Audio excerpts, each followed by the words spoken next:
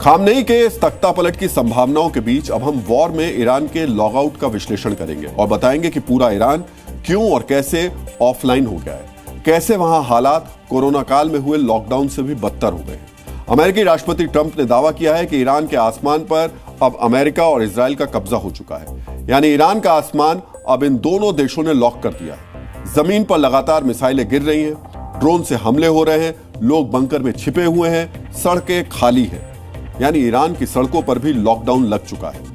2020 में जब दुनिया में कोरोना के समय लॉकडाउन लगा था तो लोगों के पास कम से कम इंटरनेट और सोशल मीडिया देखने की सुविधा थी, लेकिन अब ईरान में इंटरनेट भी बंद हो चुका है, सोशल मीडिया ऐप ब्लॉक हो चुके हैं, बड़ी मुश्किल से कुछ वेबसाइट्स खुल रही हैं, लेकिन वो भी सरकारी वेबसाइट्स हैं, यानी इंटरनेट पर भी लॉकडाउन लग चुका है। एक तरह से कहें तो ईरान के लोगों के लिए सोशल मीडिया की दुनिया के दरवाजे बंद हो चुके हैं।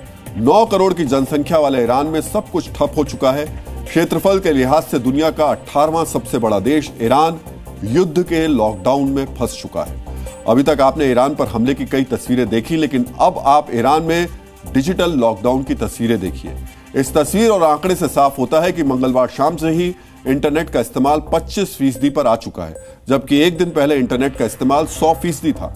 मंगलवार सुबह भी इंटरनेट का इस्तेमाल 100% के करीब था, लेकिन अब धीरे धीरे ईरान में इंटरनेट सेवा बंद हो रही है। ईरान की सरकार इंटरनेट का इस्तेमाल 10 से 20% ही करने की तैयारी में है।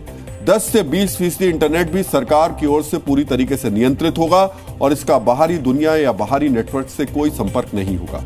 ईरान की सरकार लगातार अपने नागरिकों से व्हाट्सएप को डिलीट करने की अपील कर रही है। मंगलवार दोपहर से ही लगातार टेलीविजन पर व्हाट्सएप डिलीट करने की अपील की जा रही है।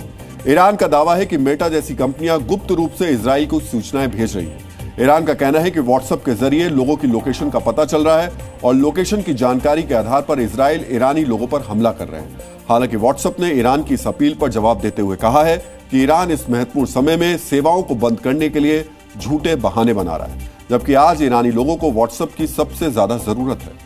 व्हाट्सएप के अलावा गूगल और एप्पल के ऐप स्टोर को भी ब्लॉक कर दिया गया है।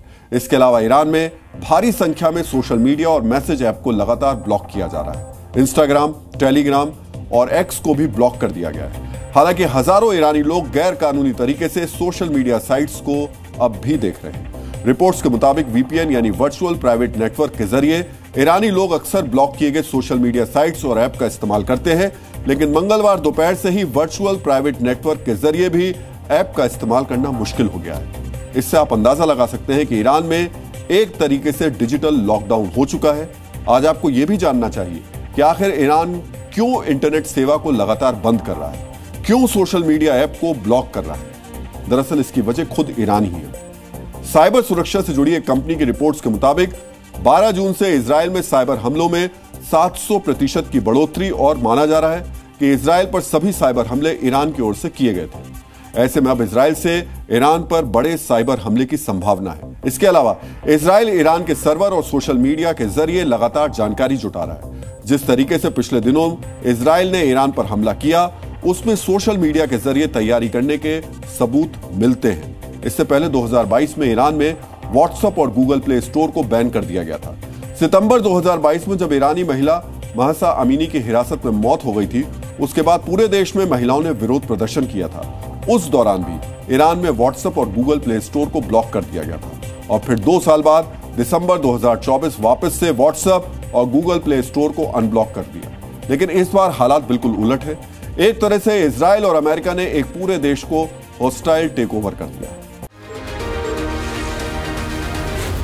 जी न्यूज़।